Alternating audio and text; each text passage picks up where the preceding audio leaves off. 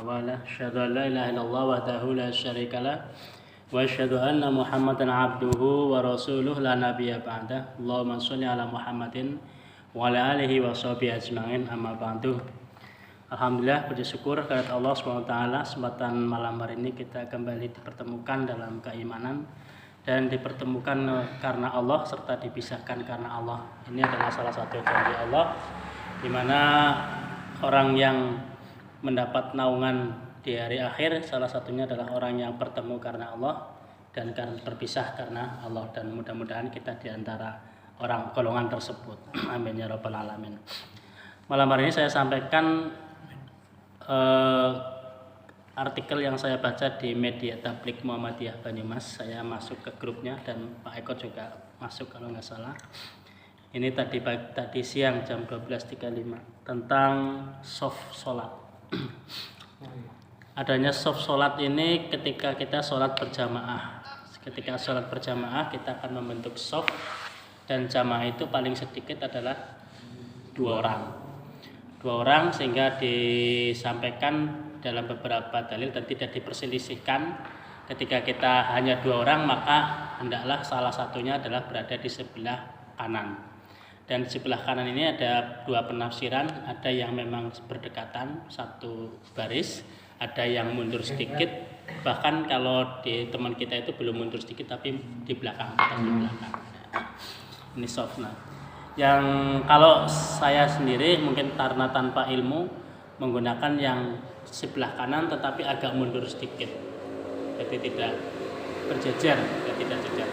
Nanti mohon apabila ada saudara-saudara yang punya dalil lebih kuat untuk bisa disampaikan, apakah lebih baiknya jejer segaris lurus dengan imam atau agak mundur sedikit, sebagaimana kita mengetahui bahwasanya imam itu ya selalu berada lebih di depan daripada makmum, karena ketika ada imam yang berhalangan, kentut dan sebagainya, itu pun yang belakang maju, tidak tetap di situ saja tapi tetap maju depan.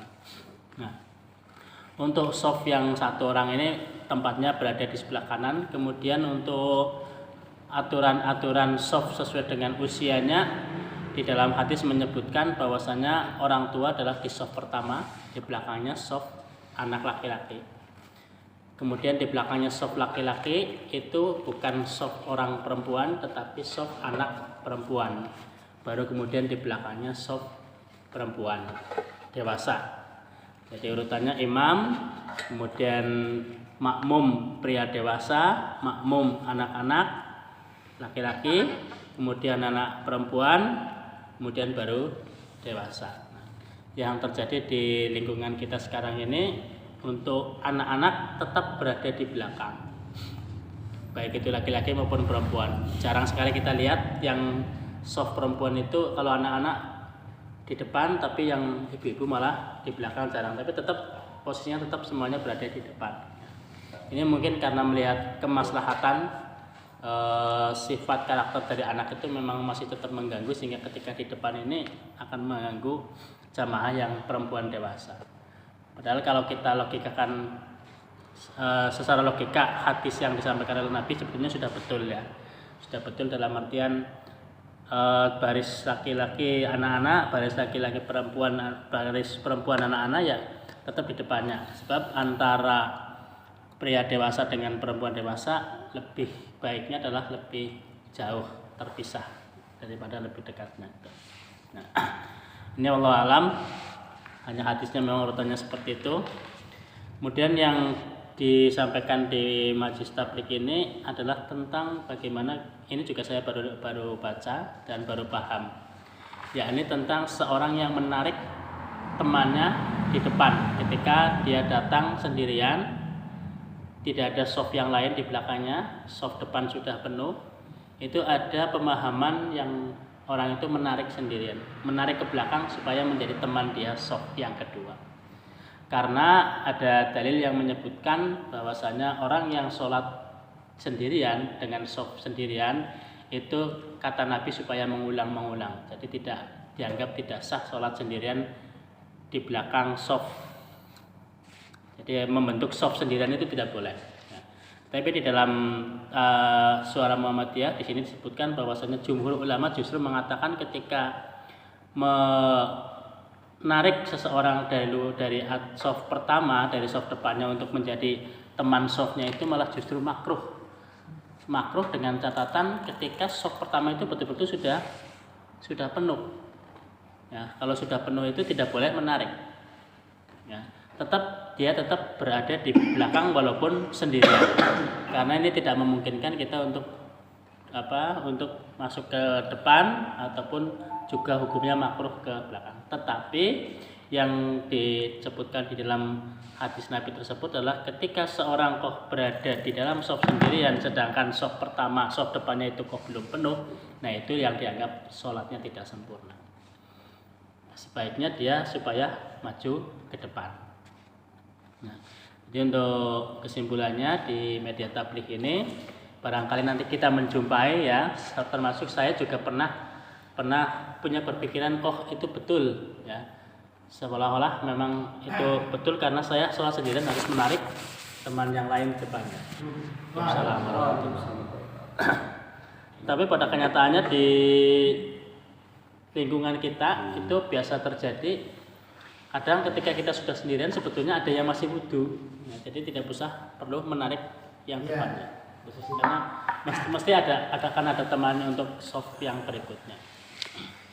Itu untuk materi diskusi kita sore hari ini tentang menarik teman yang di depan mundur. Nah, di dalam Suara Muhammadiyah sudah dijelaskan bahwasanya menarik teman di depan untuk mundur mendampingi kita di shop ini hukumnya makruh sesuai dengan jumhur ulama. Kebanyakan ulama mengatakan ini makruh manakala shop yang di depannya itu sudah penuh.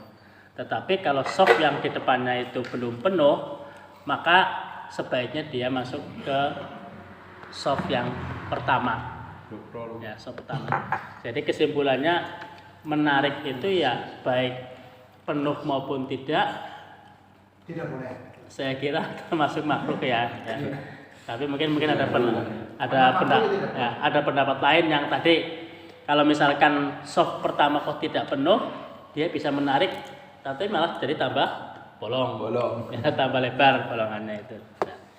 Nah, kemudian untuk diskusi kita juga, saya belum membaca artikel ini tadi karena sempat sore-sore mati lampu, terus sama sekali tidak terbayang mau materi apa. Ya, ini nanti kita diskusi lagi. Yang sering kita jumpai juga ketika kita melihat sedang sholat, ada teman kita yang di depan, kemudian batal, dia keluar ambil air wudhu, otomatis shop di situ kan kosong. Nah, apakah dia harus wajib maju apa tidak? Nah, apa maju tidak? Yang kita lihat di teman-teman kita salafi mesti maju. Sedangkan di teman-teman NU biasanya sudah tetap biasanya karena maju sampai bergerak sampai 3 kali sudah membatalkan sholat. Ya, anggapan betul bergerak 3 kali membatalkan sholat.